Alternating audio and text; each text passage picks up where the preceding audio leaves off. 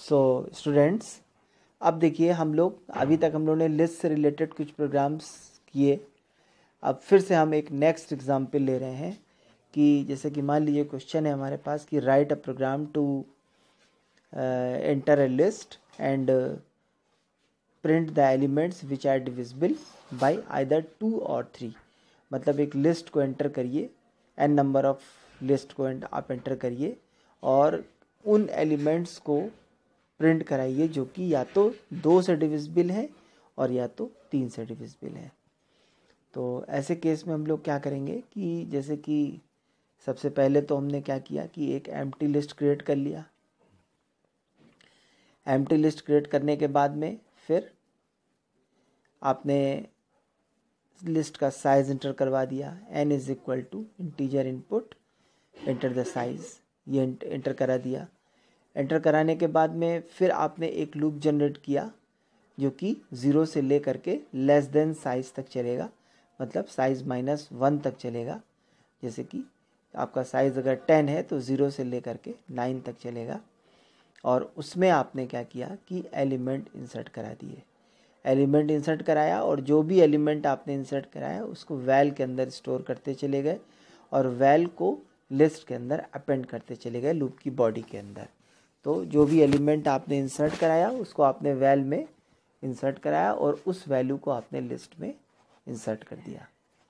ठीक है, तो अब यहाँ से सबसे पहले क्या हो गया, साइज इंटर हो गया और उसके बाद में लिस्ट के एलिमेंट इंसर्ट करा दिया हमने।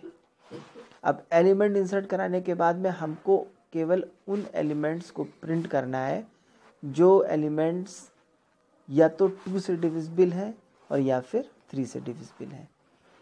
तो ऐसे केस में अब क्योंकि 1 बाय 1 हमको सारे एलिमेंट्स चेक करने पड़ेंगे लिस्ट के, तो ऐसे में हम लोग पहले 0th एलिमेंट को चेक करेंगे, फिर फर्स्ट एलिमेंट को चेक करेंगे, फिर सेकंड एलिमेंट को चेक करेंगे, फिर थर्ड एलिमेंट, इस तरह से करके सारे एलिमेंट्स को 1 बाय 1 हम लोग चेक करेंगे।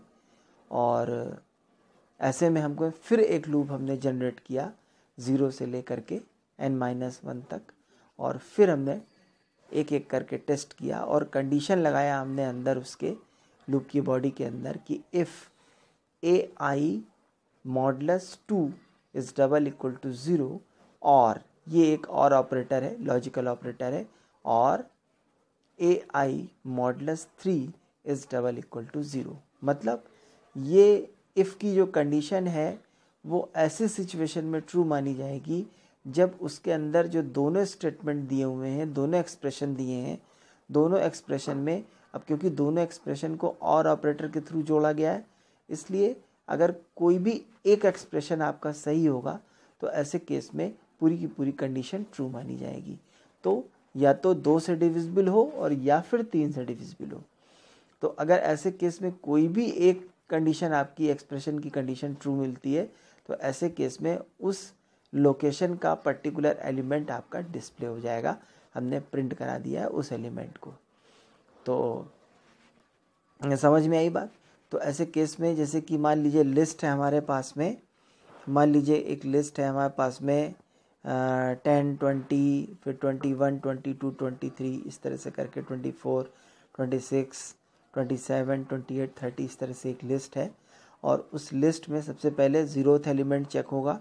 तो 0th एलिमेंट 10 है, तो 10 3 से तो डिविजिबल नहीं है लेकिन 2 से डिविजिबल है।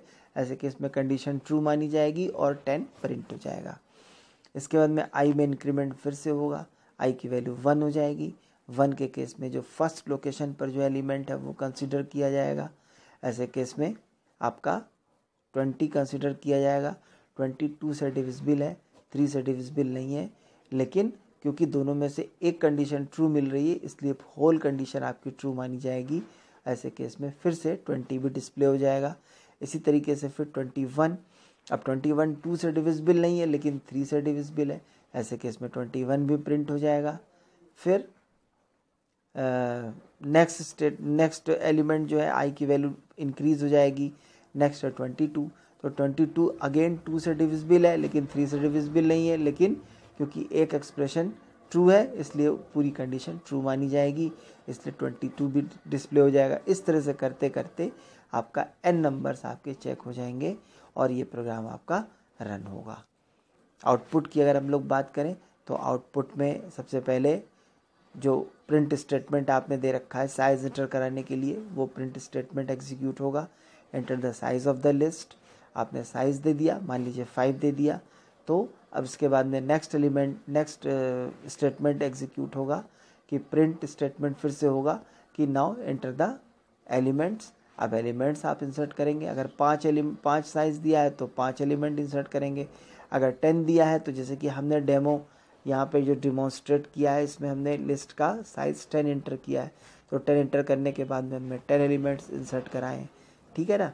तो जितने भी एलिमेंट इंसर्ट कराएंगे आप, पहले तो एक लूप जनरेट होगा एलिमेंट इंसर्ट कराने के लिए, और दूसरा लूप जनरेट करा जाएगा जो कि 1 बाई 1 लिस्ट के एक एक एलिमेंट को चेक करेगा, और चेक करने के बाद में जो एलिमेंट या 2 से डिविजिबल होगा या 3 से डिविजिबल होगा, उस एलिमेंट को वो चेक करने के बाद में प्रिंट कर देगा। ये है आपका प्रोग्राम। इसमें आप लोग जहाँ चाहे वहाँ पे आप कमेंट्स ऐड करा सकते हैं और इंडेंट्स का ख्याल रखना है, ठीक है। तो इस तरह से ये आपका एग्जीक्यूशन होगा प्रोग्राम का। अब हम लोग इसके आगे दूसरा प्रोग्राम देखेंगे कि मान लीजिए कि हमने कहा कि write a program in Python to print the total number of elements which are divisible by 2 and 3। अभी यहाँ पे लास्ट क्वेश्चन में हमने और के साथ बताया था, अब हमको क्या करना है कि total number of elements print कराने हैं जो कि 2 और 3 दोनों से ही डिविजिबल हो। तो अब इस प्रोग्राम को हम लोग देखेंगे।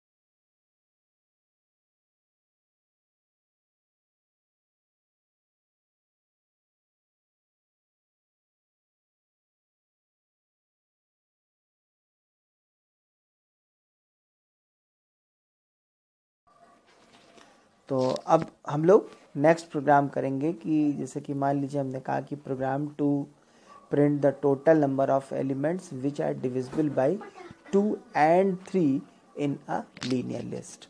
तो यहाँ पे एक कमेंट लिख सकते हैं कि program to print the total number of elements which are divisible by 2 and 3।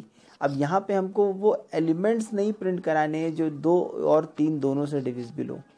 यहाँ पे हमको total number of elements print कराना है जो लिस्ट के अंदर एग्जिस्ट करे, वो 2 से भी डिविजिबल हो और 3 से भी डिविजिबल हो। तो इस प्रोग्राम को हम लोग करेंगे। तो सबसे पहले हम एक एम्प्टी लिस्ट क्रिएट कर लेंगे एज यूजुअल जैसे करते थे, और उसके बाद में तुरंत साइज इंटर करवा लेंगे लिस्ट का और उसको n के अंदर स्टोर कर देंगे कि मान लीजिए n नंबर ऑफ एलिमेंट्स को ये लिस्ट कंटेन कर रही है। तो ऐसे केस में हमने n is equal to integer input enter the size of the list, ये हमने एंटर करवा दिया। अब इसको एंटर कराने के बाद में फिर हमने क्या किया कि एक मैसेज फिर से थ्रो किया कि now please enter the elements of the list, और एक लूप जनरेट किया 0 से लेकर के n-1 तक का एक लूप कंट्रोल वेरिएबल i का यूज़ करते हुए, और इसकी बॉडी के अंदर हमने एलिमेंट्स को वैल के अंदर स्टोर कराते चले गए और उस वैल्यू को लिस्ट में अपेंड कराते चले गए। उस वैल्यू को बाद में लिस्ट में अपेंड, जैसे जैसे वैल्यू को हम एक्सेप्ट कर रहे हैं कीबोर्ड से, वैसे वैसे उस वैल्यू को हम लिस्ट में अपेंड करते चले गए। तो मान लीजिए कि हमने कोई भी साइज़ इंटर किया 5, 10, 20 जो भी आप इंटर करना चाहें, और आपने उसको लिस्ट में अपेंड कर दिया। अब एक और वेरिएबल हमने t मान लिया जो कि टोटल नंबर ऑफ एलिमेंट्स को रिप्रेजेंट कर रहा है, और उसको मैंने इनिशियली 0 के साथ में सेट कर दिया कि मान लीजिए टोटल अभी की सिचुएशन ये है कि total number of elements which are divisible by both 2 and 3 is 0।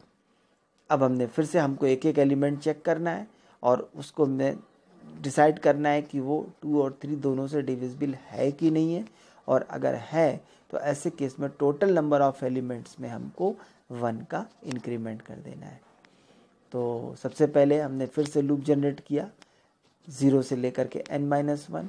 अब सबसे पहले मान लीजिए कि लिस्ट हमारी ये दी हुई है, ये लिस्ट दी हुई है, मान लीजिए 10, 20, 30, 40, 45 है ना, 46, 48 इस तरह से लिस्ट दी हुई है।